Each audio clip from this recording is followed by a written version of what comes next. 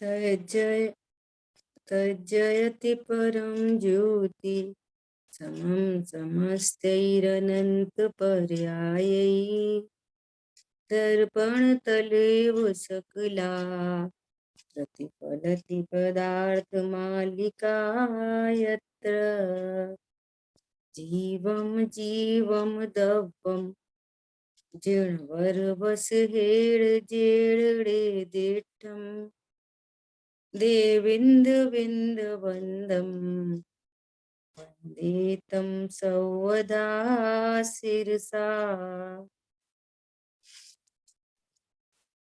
द्रव्य संग्रह जी ग्रंथ और गाथा 2 पर अपन स्वाध्याय कर रहे हैं गुरुदेव श्री के प्रवचन के माध्यम से। और इसमें पूरे 9 अधिकारों से संक्षेप में वर्णन करने के बाद अब गुरुदेव श्री इस बात को कहने जा रहे हैं कि ये शब्दार्थ, नयार्थ, मतार्थ, आगमार्थ और भावार्थ, इनका क्या अर्थ है, इसको गुरुदेव श्री कहने जा रहे हैं। पेज नंबर है 31 और 31 पर भी 3rd पैराग्राफ। अभी अब तक अपनी चर्चा हो गई कि जिन वाणी में जो भी कुछ कथन है, सबसे पहले हमको शब्दार्थ समझना चाहिए, डायरेक्ट नय की बात नहीं करना चाहिए।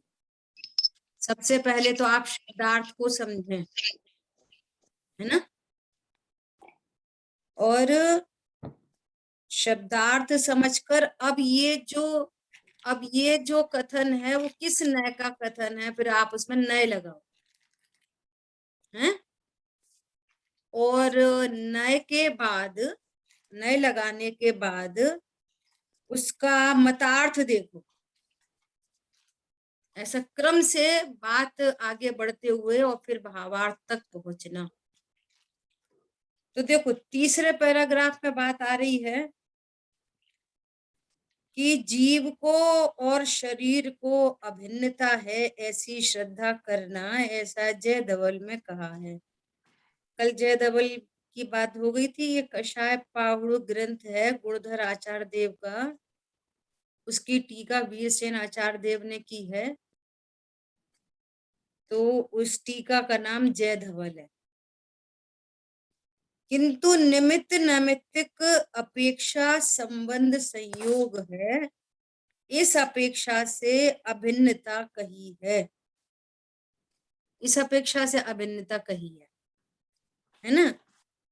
अभी कह रहे हैं इसलिए कोई भी कथन को शब्दार्थ, नयार्थ वगैरह समझना चाहिए। राग है, इससे आत्मा के और शरीर के निमित्त नैमित्तिक संबंध है, इतना ज्ञान कराने के लिए अभिन्नता कह दी, है ना। शब्दार्थ समझ गए, नए समझ गए, उसका कथन का प्रयोजन समझ गए, इतनी बात। इतना ज्ञान कराने के लिए अभिन्नता कह दी। आत्मा को सर्वथा सिद्ध दशा नहीं हुई और पूर्ण वीतरागता और केवल ज्ञान भी नहीं हुआ, इससे निमित्त नैमित्तिक संबंध है, इसका ज्ञान कराया है, ऐसा इस कथन का भावार्थ है। समझ में आ गई बात? भावार्थ तक पहुंच गए। भावार्थ ये कथन क्यों किया जा रहा है, इस न का क्या अर्थ है ना, इसका भावार्थ क्या है, निमित्त नैमित्तिक संबंध का ज्ञान कराया जा रहा है। बस ये व्यवहार न का कथन है। और वो क्यों बात कही जा रही है, व्यवहार कथन क्यों किया जा रहा है, कि निमित्त नैमित्तिक संबंध का ज्ञान कराने के लिए, कि जब तक सिद्ध दशा नहीं हुई तब तक शरीर का संयोग बना रहता है और जीव का और शरीर का निमित्त नैमित्तिक संबंध पाया जाता है, तो उस संबंध का ज्ञान करा रहे। बस कोई ऐसा ना समझे कि जीव और शरीर अभिन्न होते हैं। व्यवहार न का कथन जहाँ पे न लगा दिया तो वहां समझ में आ गई कि ये व्यवहार न का कथन है, इसका मतलब ऐसा तो है नहीं, है ना। ये उसमें अंडरस्टूड होती है बात। अब देखो, ये अपने उषा बहन का कंटिन्यूअस प्रश्न आ रहा था, पन्ना है बेन, ना? नहीं, ये पन्ना बेन, ये बात आ रही थी ना जय धवल की, वो बोल रही थी जो, अब आ रहा है वो प्रकरण, जो प्रश्न उनका बार बार आ रहा था पहले। हाँ जी, हाँ जी, बिगिनिंग में पूछा था। हाँ बराबर। हाँ जी दीदी, हाँ दीदी, मैंने नैगम नई वाली बात बोली थी। हाँ बराबर है ना? हाँ आप उषा बहन, राइट? बराबर। हाँ हाँ, हाँ जी दीदी, थैंक यू। ओके। तो अब आ रही है, देखो ये वाली बात, क्या बात आ रही है? जय धवल में कहते हैं कि जो क्रोध भाव के निमित्त हैं वे क्रोध हैं। देखो ऐसा एक प्रयोग आपको समय सारजी में भी मिलेगा, समय सारजी में भी ये प्रयोग है। उन्होंने सबको इंद्री कह दिया, याद आ रहा है किसी को? समय सारजी की 31 नंबर का 31 था। का था, 31 का था, इंद्रिय का विषय। हाँ हाँ, है ना? उसमें क्या कहा उन्हें? द्रव्येंद्री, इंद्री, इंद्री के विषयभूत पदार्थ व इंद्री, भाव इंद्री वो इंद्री, तीनों को इंद्री कह दिया। शरीर भी इंद्री, शरीर परिणाम को प्राप्त द्रव्य इंद्री, इंद्रियों के माध्यम से जो ज्ञान प्रवृत्ता हो वो भाव इंद्री, और इंद्रियों के माध्यम से जिन पर पदार्थों को जाना जाए ऐसा वो इंद्री के विषयभूत पदार्थ, वो भी इंद्री, तीनों को इंद्री कह दिया। यही तो गजब की बात है, स्यादवाद, ये बहुत गजब की बात है ना? સમયસાર કે છન્નોમી ગાથા में भी मन इंद्रियोना विषयનો આવે છે, છન્નોમી ગાથા સમયસાર 96 में 31 નો રેફરન્સ। हाँ राइट, एग्जैक्टली, है ना? तो हाँ। यहाँ पर क्या कह रहे हैं, यहाँ पे एक ऐसा ही एंगल है। क्या एंगल है? न क्या है, देखने का नजरिया, एंगल। क्या एंगल है? ये कह रहे हैं जो क्रोध भाव के निमित्त हैं वे क्रोध हैं। अब क्रोध में कौन निमित्त पड़ रहा है? सपोज पर पदार्थ क्रोध में निमित्त बन रहे हैं, तो वे पर पदार्थ को भी क्या कह दिया? क्रोध। इस तरीके से विश्व की प्रत्येक वस्तु राग भी है, द्वेष भी है। इस एंगल से समझ में आ रही बात? ये मोबाइल को देखकर किसी को राग उत्पन्न हुआ, तो राग में निमित्त मोबाइल, तो मोबाइल क्या हो गया? राग, है ना? और किसी को क्या बेकार है कलर एकदम ऐसा, अरे इससे तो बहुत अच्छी क्वालिटी के मोबाइल आ रहे हैं, तो इससे क्या हो रहा है? द्वेष। तो ये मोबाइल ही राग है, मोबाइल ही द्वेष। इस एंगल से, इस नए से समझ में आ रही है बात? तो जो क्रोध भाव के निमित्त हैं वे क्रोध हैं। सम्यक ज्ञान का प्रसंग चलता हो, वहां जिससे उदासीनता और द्वेष उत्पन्न हो, अब देखना यहाँ पे कितनी गजब की बात कर रहे हैं, उसके द्वेष में ज्ञान निमित्त है। ज्ञान जान रहा है ना रॉन्ग वे से, ज्ञान ऐसा जान रहा है ये बेकार चीज है। इस द्वेष में कौन निमित्त हुआ? अज्ञान रूप ज्ञान। समझ में आ रही बात? इस द्वेष में कौन निमित्त हो रहा है? ज्ञान रूप ज्ञान। तो उस ज्ञान को भी उपचार से नैगम ने ज्ञान को भी द्वेष कह देता है, ज्ञान को भी द्वेष कह देता है। इसने ज्ञान को भी द्वेष कह दिया, बराबर, क्योंकि उस द्वेष की उत्पत्ति में निमित्त कौन बना? ज्ञान। ऐसा। अब अच्छा, आप देखो इसके दूसरी तरीके से देखो, ये बहुत महत्वपूर्ण चर्चा है समझने के लिए। जैसे ये पेन है, ये पेन है ना, ये क्या है? पेन। तो विश्व की प्रत्येक वस्तु तीन तरह की होती है। कैसी तीन तरह की? एक तो अर्थ पेन, वस्तु अर्थ, और ये एक ज्ञान का एज इट इज प्रतिबिंब हमारे ज्ञान में बन रहा है, तो वो ज्ञान पेन।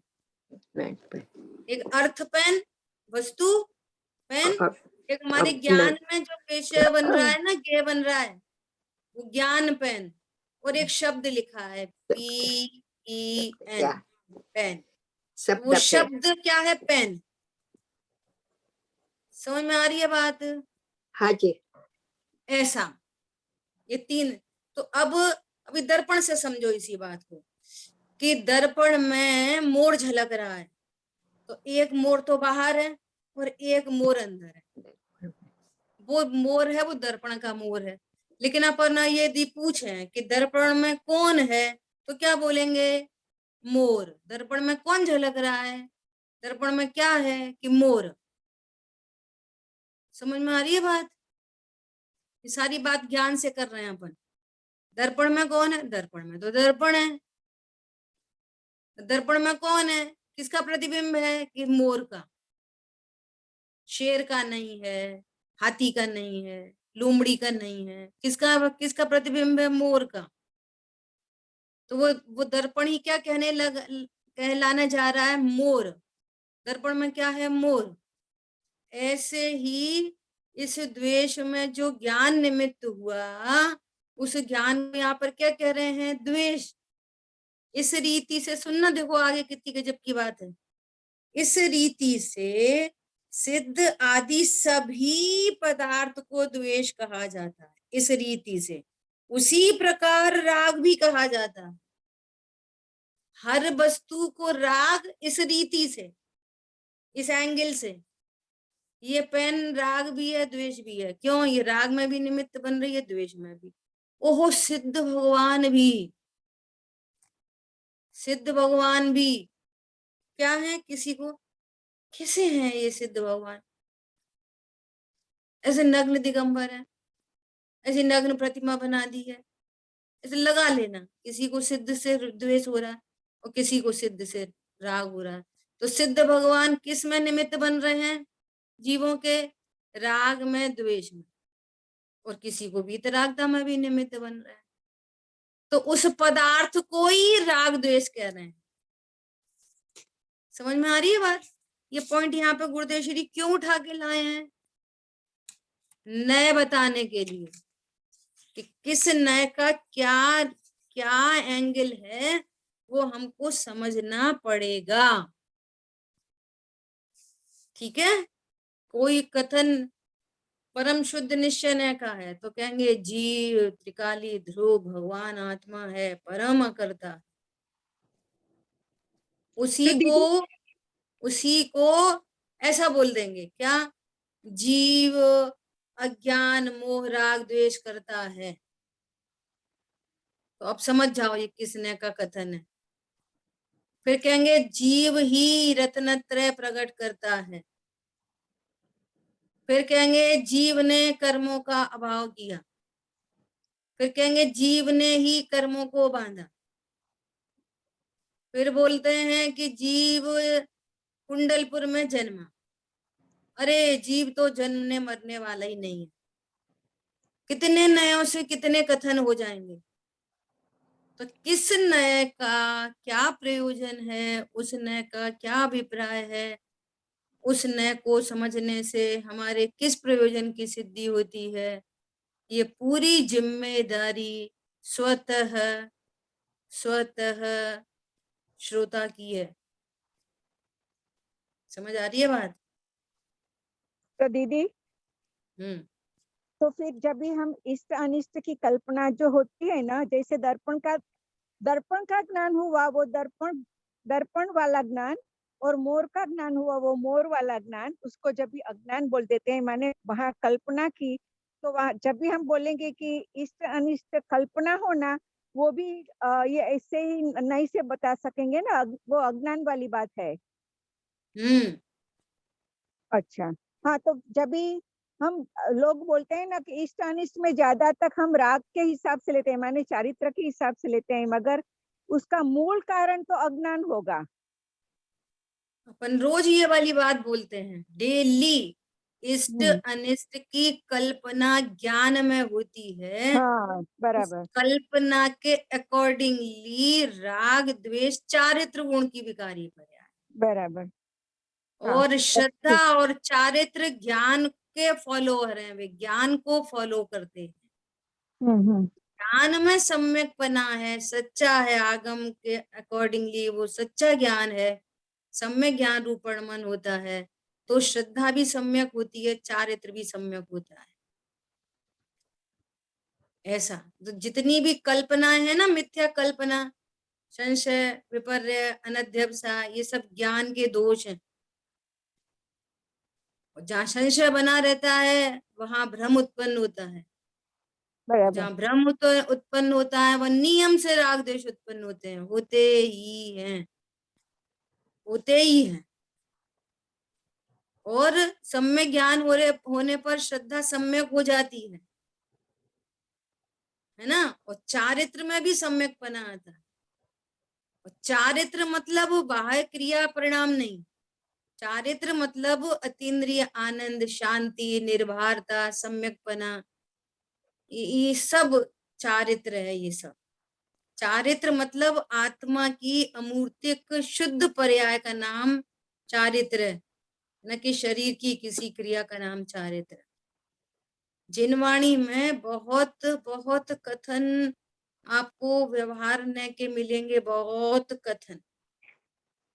आज हम लोग सुबह समयसार जी में स्वाध्याय कर रहे 152 गाथा का, तो उसमें कह रहे हैं कि भाई ज्ञान ही मोक्ष का कारण है। जो परमार्थ भूत पदार्थ को नहीं जानता, जो परमार्थ पदार्थ में स्थित नहीं है, उनके व्रत तप मोक्ष के हेतु नहीं है, ऐसा लिखा। फिर टीका में लिख दिया कि वे बाल व्रत बाल तप संज्ञा पाते हैं। अभी सुनना कितना ट्विस्ट है इसमें। प्रश्न है कि अज्ञानी के वो व्रत और तप हैं भी, संज्ञा भी, नाम पाते हैं कि नहीं पाते? पहले तो ये निर्णय करो तप किसे कहते हैं। स्वरूप में प्रतपन, उसका नाम तप है। भूखे रहने का नाम तो तप नहीं है। जो तप नहीं है फिर भी उसको तप नाम देकर अज्ञानी को तप होता कहाँ है, तो भी कहा जा रहा है वहां पे कि अज्ञानी के व्रत तप, बाल व्रत और बाल तप है। अब क्यों कह रहे हैं कि हमारा तप और व्रत का परिचय जो है ना, वो देह की क्रिया से ही है, मंद कषाय रूप परिणामों से ही है, जो तो सम्यक दृष्टि के भी बंध के कारण है, जो तो मोक्ष मार्ग है ही नहीं है। मोक्ष मार्ग तो स्वरूप में स्थिर प्रणति का नाम है। समझ में आ रही है बात? वो निर्जरा का हेतु है। सम्यक दृष्टि के भी शुभ परिणाम बंध के ही हेतु हैं। लेकिन जिसकी प्रणति में निश्चय तप है, उसके साथ में होने वाला मंद कषाय रूप परिणाम, वो व्यवहार व्रत या व्यवहार तप नाम पाता है। और जिसके पास निश्चय व्रत तप है ही नहीं, तो वो कौन सा व्रत तप नाम पाता है? कोई नहीं। परंतु फिर भी जिनवाणी में वहीं से परिचय दे रहे हैं। समझ में आ रही है बात? वो तो उसका बहुत से बहुत सदाचार मात्र है बस। व्रत तो अपन ने अभी पुरुषा सिद्धि उपाय में पढ़े है ना, वहां पर भी छेडाला जी में ही पढ़े। व्रत तो वे हैं सारे 12 व्रत, अणु व्रत, गुण व्रत, शिक्षा व्रत, ये हैं व्रत। और वो 2 कषाय चौकड़ी के अभाव की वीतरागता पूर्वक होते हैं। अणुव्रत मतलब 2 कषाय चौकड़ी के अभाव की वीतरागता, और महाव्रत मतलब 3 कषाय चौकड़ी के अभाव वाली वीतरागता। ये है व्रत, है ना। निश्चय तब क्या? स्वरूप में प्रतपन। और व्यवहार तब क्या? अशुभ से निवृत्ति, शुभ में प्रवृत्ति। सो प्रवृत्ति तो सदा ही बंद रूप होती है। जहां जहां प्रवृत्ति है वो कैसी है? बंद रूप होती है। अब ये नयों से सारी बात समझनी पड़ेगी। ये किस नय से किस व्यवहार ने का कथन है, निश्चय ने का कथन है, शुद्ध निश्चय का है, अशुद्ध निश्चय का है, परम शुद्ध निश्चय का है, साक्षात शुद्ध निश्चय का है। व्यवहार के भी कितने भेद प्रभेद हैं, कछु असद्भूत है, कोई सद्भूत है। तो ये तो जिम्मेदारी, यदि सर्वज्ञ देव ने अनेकांतमयी वस्तु बताई है, स्यादवाद शैली से कही है, तो उनके गणधर परमात्मा भी अनेकांतमयी वस्तु और स्यादवाद शैली के ज्ञाता होते हैं। तब तो दिव्य धनी खिर पाती है, और परंपरा से वहां आचार्य देव विराजमान होते हैं। और फिर बाद में भी जो हम तक जिनवाणी आई है परंपरा से आचार्यों के द्वारा, वो अनेकांतमयी वस्तु स्वरूप को जानकर स्यादवाद शैली से हमको कथन करते हैं, है ना। और हम भी यहाँ पे भी जो वक्ता श्रोता का एक सिस्टम है बस खाली, बाकी सभी तो साधक जीव हैं, सभी तो स्वरूप समझने के लिए अग्रसर हैं। तो वक्ता कैसा चाहिए?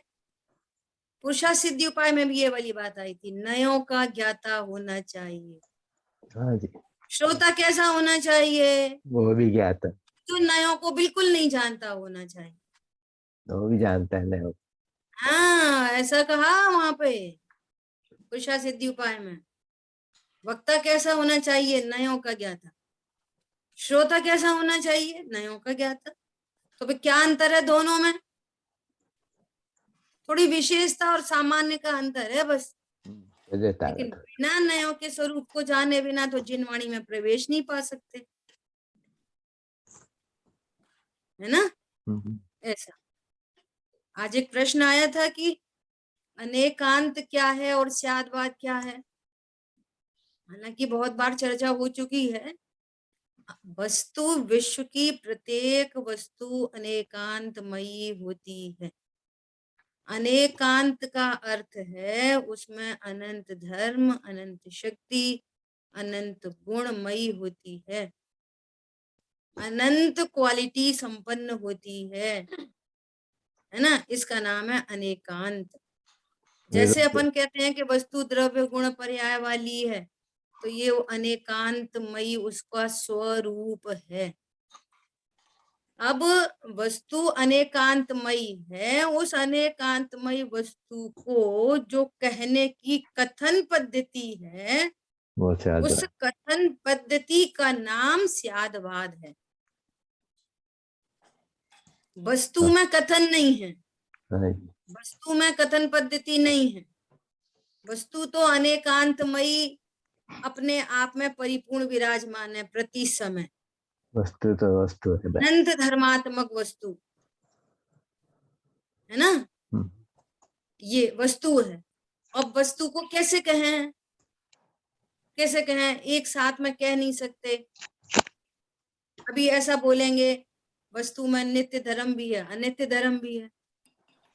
वस्तु नित्य अनित्यात्मक है, अब हम कहेंगे कि वस्तु नित्य ही होती है ना। तो उसको अपेक्षा से कथन करना पड़ता है।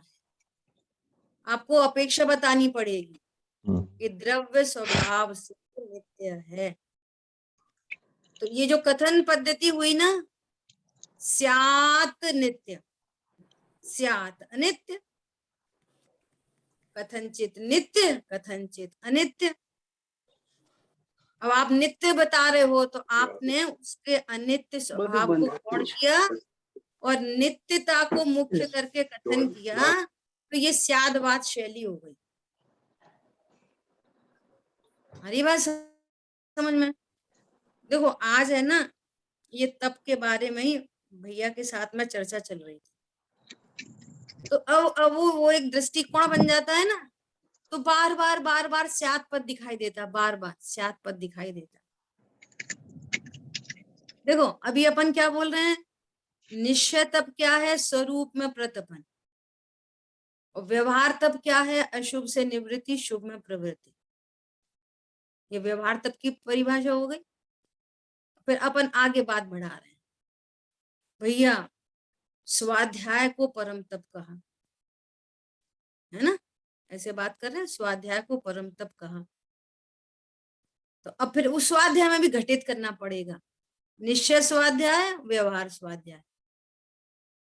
पढ़ना लिखना जो जो 5 वो है ना स्वाध्याय के 5 अंग, वाचना, प्रक्षना, अनुप्रेक्षा, आमना, धर्मोपदेश, ये सब क्या है?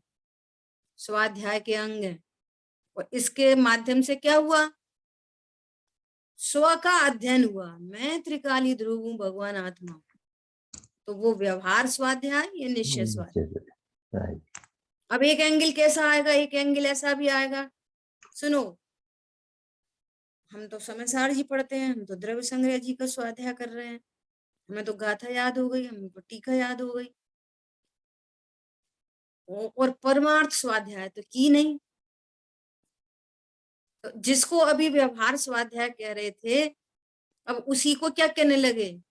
भैया जैसे आपने उपन्यास पढ़ा वैसे ही आपने समयसार पढ़ा। देखो, अभी समयसार के स्वाध्याय को व्यवहार तब कह रहे थे, क्यों कह रहे थे?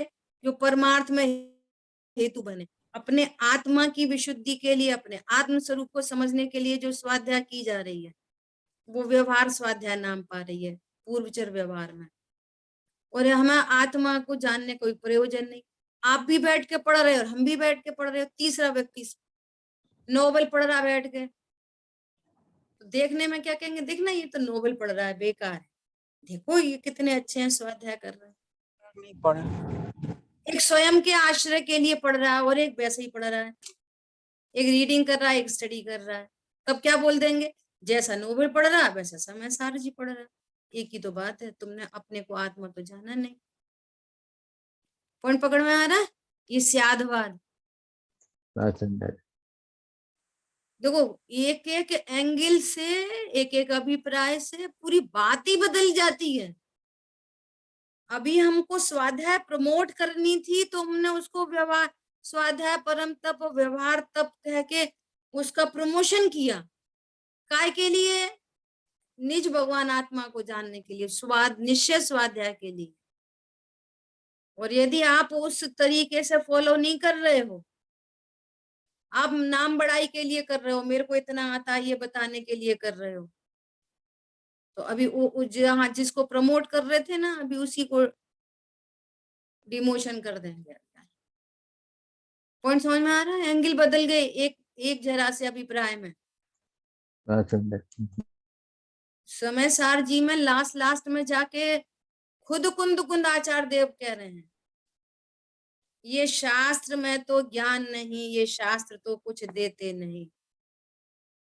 शास्त्र में थोड़ी समयसार है, शास्त्र में समयसार नहीं है। समयसार इधर है, भगवान आत्मा समयसार है। इस समयसार को बताने वाले ये शब्द हैं, इसलिए शास्त्र का नाम समयसार है। दीदी शास्त्र की 6वीं गाथा में गायक नहीं है। क्या बोला? शास्त्र की 6वीं गाथा में समयसार नहीं है। 6वीं गाथा इस समयसार को बताने वाली है। भगवान आत्मा समयसार है। बोलो, गजब की बात है। एक जगह क्या लिखा रहेगा? अरे जो स्वाध्याय करते हैं,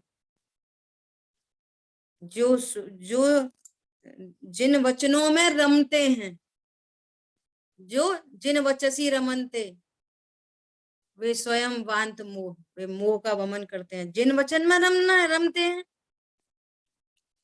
देखो, एक एंगल क्या है? जो जिन वचनों में रमते हैं, और एक एंगल से क्या बोलेंगे कि तुम जिन वचनों में ही रमते हो, ऐसे रमते हो जैसे कोई जंगल में भ्रमण करता हो। बोलो, कितने नयों से क्या क्या बात है। उसी बात को एक नए से कहो तो कुछ और अर्थ है, उसी बात को दूसरे नए से कहो तो कुछ और अर्थ है। जिन वचसी रमनते मतलब जिन वचन में जो भगवान आत्मा कहा है, उस भगवान आत्मा में रमते हैं। जिन वचनों में ही रमने का अर्थ ये है, ये नहीं जिन वाणी में ही रमते रहते हैं। समझ में आ रही है बात? और दूसरी तरफ आचार्य भगवान क्या बोलेंगे कि जो बुद्धि ग्रंथों में रमण करती है वो व्यभिचारिणी बुद्धि है। बोलो, खतरनाक बात हो गई। इसका नाम है स्यादवाद। किसी अपेक्षा से सर्वथा लगाया तो, अभी वीर सागर जी भाई साहब बोल रहे थे ना, क्या अनेकांतवाद अमृत है और एकांतवाद जहर है। और जो एकांतवादी है सो आतंकवादी है। दो ही बात चल रहे हैं, या अनेकांतवाद या फिर आतंकवाद। हाँ, ये आतंकवाद कहा था हमने। ठीक है, क्लियर हो गई बात सबको? देखो अब ये अपन आगे देखते हैं। इस प्रकार से जो न का कथन हो उसे यथार्थ समझना चाहिए। उस न का जो मंतव्य हो उसको यथार्थ समझना चाहिए। यहाँ दूसरी गाथा का मतार्थ कहते हैं। शब्दार्थ की बात हो गई, नयार्थ की बात हो गई, अब मतार्थ अपन ने पहले छोड़ दिया था। अब यहाँ पे देखो गुरुदेव श्री ने बहुत इजी और स्पष्ट शब्दों में लिखा है, तो अपन इसको पढ़ते हैं। जैन मत में कहा हुआ वस्तु का स्वरूप क्या है, अन्य मत में क्या विपरीतता है, उसे समझना उसका नाम मतार्थ है। क्यों समझना मतार्थ है? कि हम जैन के भेष में, भेष तो हमारा जैन है, हमारा खाना पीना उठना बैठना जैन है, परंतु हमारे ज्ञान में अन्य मतार्थ चलता हो तो उसकी निवृत्ति के लिए, हमारे ज्ञान में किसी और से द्वेष करने के लिए मतार्थ नहीं पढ़ा जाता। ये सागर जी भाई साहब ने बहुत अच्छी बात कही थी, एक बहुत ही अच्छी बात कही। बोले मतभेद हो सकते हैं लेकिन मन भेद नहीं करना चाहिए। ये बहुत इंपॉर्टेंट बात है। बोले हम अपने विचार रखने का सबको अधिकार है।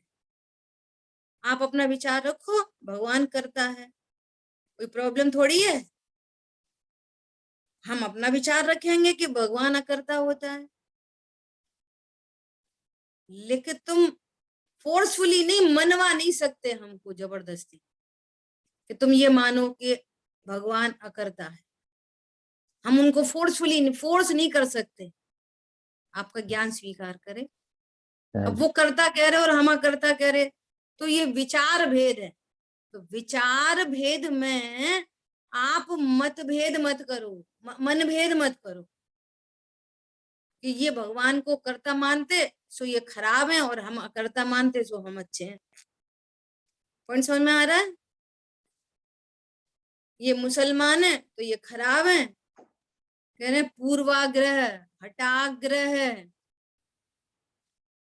पूर्व का कोई आग्रह है, कुल का आग्रह है, इन सारे आग्रह को छोड़कर वस्तु स्वरूप क्लियर होता है। और यदि आप किसी आग्रह को रखकर जिनवाणी सुनोगे तो फिर आपको कुछ पल्ले नहीं पड़ेगा। और आपकी सोच इतनी इतनी जिसको कहते हैं ना ओपन माइंडेड, इतना ब्रॉड माइंडेड होना चाहिए कि आप प्रत्येक के विचारों को स्वीकार कर सकें। आपका ज्ञान इतना इतना शांत धैर्यशाली होना चाहिए। दूसरा अपना विचार रख रहा है, उसको विचार रखने का अधिकार है। अब आपके हिसाब से वो विचार सही नहीं लग रहा आपको, देखो भगवान सर्वथा अकर्ता है। बोलो, स्यात दिव्य अकर्ता लगाओ, स्यात अकर्ता। दिव्य ध्वनि में बताते हैं ना आपको। सुनो, भगवान करता है कि हाँ करता है। भविजन को तुम क्या रत्नत्र देते, तीन रतन करतार, देव शास्त्र गुरु रतन शुभ, तीन रतन करतार। हमारी प्रणति में तीन रतन के करने वाले प्रभु आप ही हो गए ना। जग को दे दी जग की निधियां, भगवान को देते लेते हैं कि नहीं? स्यात लगाओ। अभी तो जब से वो अभी 3 दिन साथ में रह के आए ना, हर चीज स्यात स्यात से ही दिखती है। दूसरा एंगल तुरंत ख्याल में आता है। बस है। क्या बोला? नहीं, हमारे भगवान तो अकर्ता ही है, सर्वथा अकर्ता। सर्वथा नहीं लगा। वे वस्तु स्वरूप को बताते हैं, हमारे ज्ञान में वस्तु स्वरूप ख्याल में आता है, तो फिर निमित्त सापेक्षता में हम उनको कर्ता कहते हैं। तो अच्छा, वो सर्वथा कर्ता ही है भैया, उनसे ही रत्नत्रय प्रकट होगा। तो सर्वथा नहीं लगाओ, हर जगह स्यात, किसी अपेक्षा से, निमित्त अपेक्षा से, निमित्त को कर्ता कहने का व्यवहार चलता है, उस अपेक्षा से कहते हैं। बोलो, जैनी रात में कुछ लेते हैं कि नहीं लेते? जैनी बोलो, भोजन करते हैं कि नहीं करते? जैनी रात में नहीं करते। अनहारी दूध होते पानी कुछ लेते हैं कि नहीं लेते? कुछ नहीं लेते। सुनना, कुछ नहीं लेते। लेते हैं। क्या लेते हैं? भगवान का नाम लेते हैं। हैं। समझ में आ रही है बात? अद्भुत बात है। हमारा श्रुति पूछती है हमको, मम्मी जी आप क्या लोगे? वो कुछ बनाने के लिए, कुछ लेने के लिए पूछती है, तो अपन उसको ऐसे मस्ती से बोलते हैं, हम तो बेटा भगवान का नाम लेंगे। तो फिर वो हंसती है, बोलती है अरे वो तो आप लेते ही रहते हो। नहीं, मैं तो कुछ खाने के लिए कह रही हूँ। बोलो, हमारे मुनिराज कितने हैं, देखो स्यात के प्रयोग बता रहे हैं आपको। बोलो, हमारे भगवान मुनिराज कुछ पीछी कमंडल के अलावा कुछ पैसा वैसा रखते हैं कि नहीं? पैसा, रूमाल, मोबाइल नहीं रहते। नहीं रखते। सर्वथा कुछ नहीं रखते। रखते हैं ज्ञान धन, रखते हैं धन, समता धन रखते हैं। समझ में आ रही है? इतनी गजब की आए ये स्यादवाद, इसमें खेलो तो मजा आए, ऐसा है स्यादवाद। उन्होंने वो बोला अग्नि गर्म होती है, स्यात लगा दो। अरे अग्नि ठंडी भी होती है क्या? ऐसा कोई मानेगा? अग्नि गर्म भी है ठंडी भी है, ऐसा स्याद पद होता है क्या?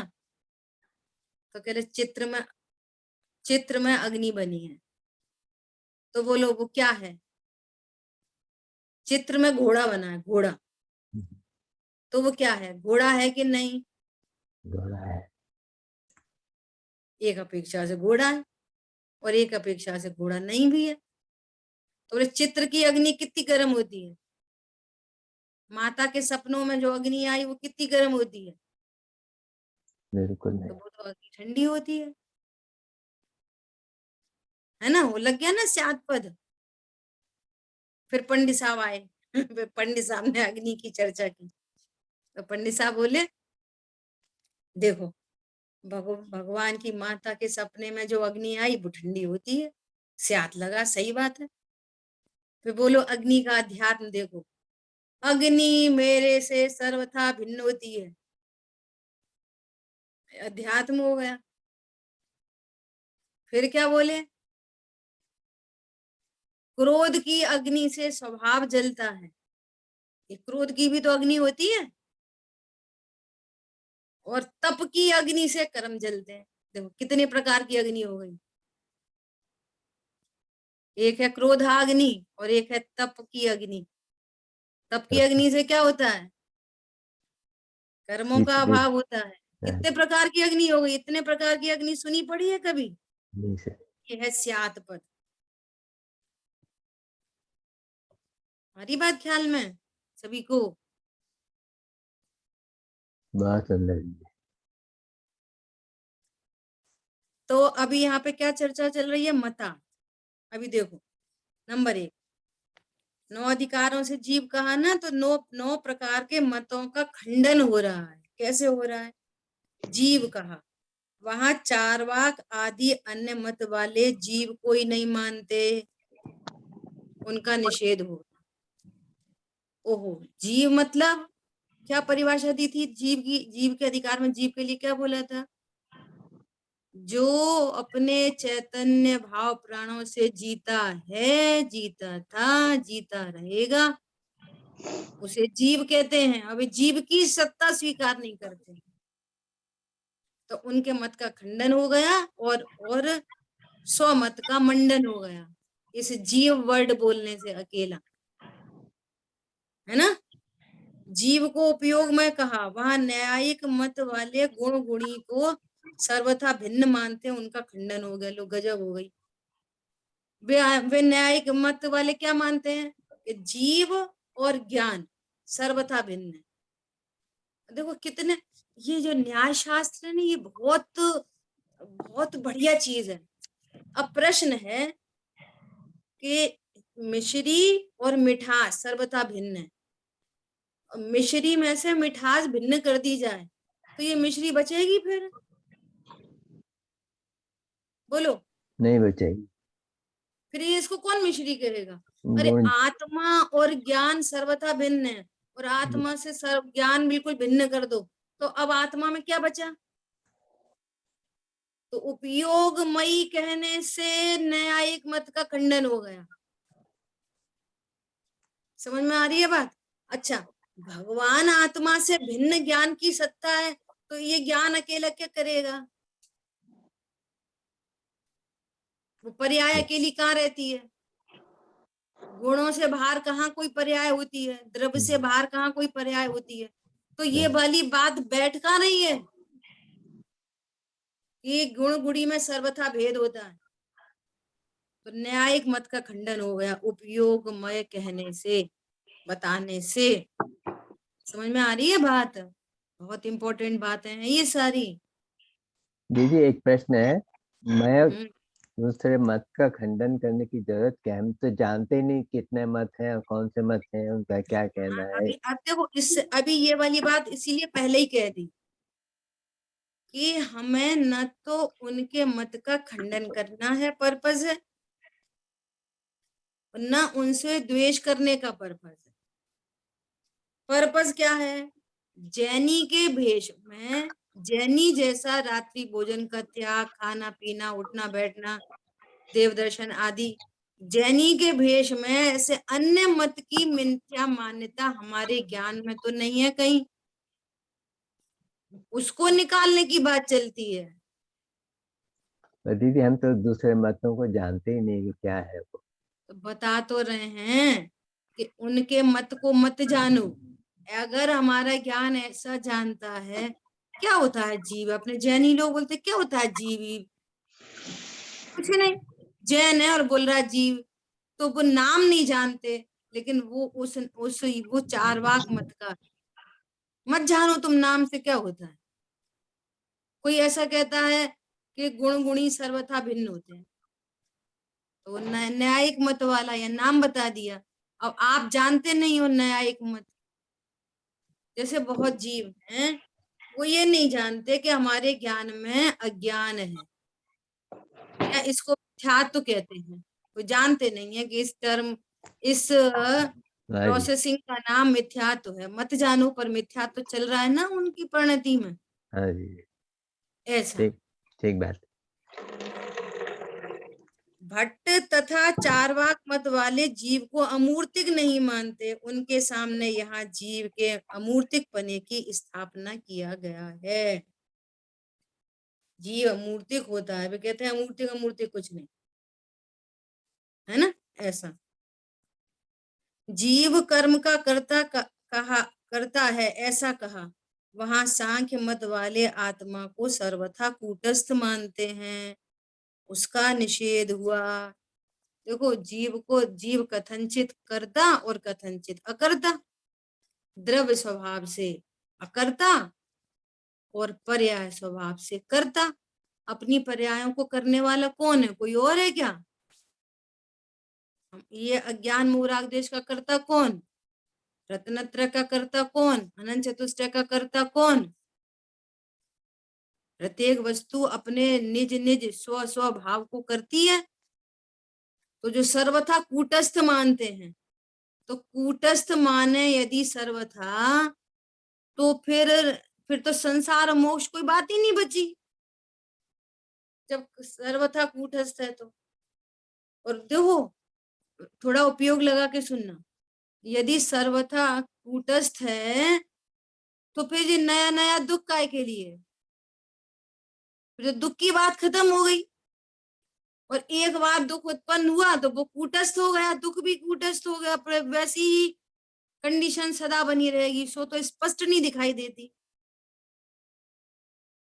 क्या बोला? सो तो स्पष्ट नहीं दिखाई देती। देखो इसके लिए एक बहुत बढ़िया बात क्या कि अपन एंड करेंगे।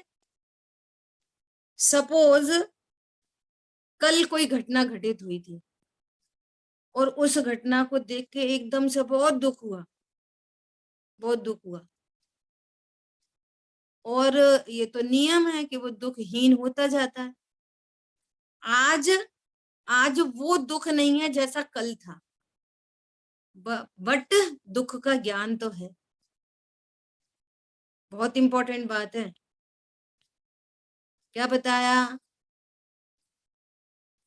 बोलो, कल जो दुख हुआ था वो दुख आज है, या कल जो हाथ से हुआ था वो हाथ से आज है, वैसा ही सेम टू सेम? बोलो। नहीं है, नहीं है, कम हो नहीं है, गया उसके पर इफेक्ट। उस हास्य का ज्ञान अभी है कि नहीं? ज्ञान है, ज्ञान है। ज्ञान है। इसका मतलब ज्ञान सदा है, हम्म, और कषाय घटती बढ़ती है, मिटती है, नई उत्पन्न होती है। इससे पता चल रहा है कोई चीज कूटस्थ भी है और कोई चीज उत्पाद व रूप भी है। हाँ, तो वस्तु को सर्वथा उत्पाद व मानना गलत है और वस्तु को सर्वथा कूटस्थ मानना गलत है। लॉजिक से एक स्वसन्मुख दृष्टि इसकी नहीं हुई हो, ऐसे एकदम मिथ्या दृष्टि जीव को भी, अन्य मत को भी इस बात की सिद्धि कराई जा सकती है कि उत्पाद व ध्रुव युक्तम सत होता है इस लॉजिक के द्वारा।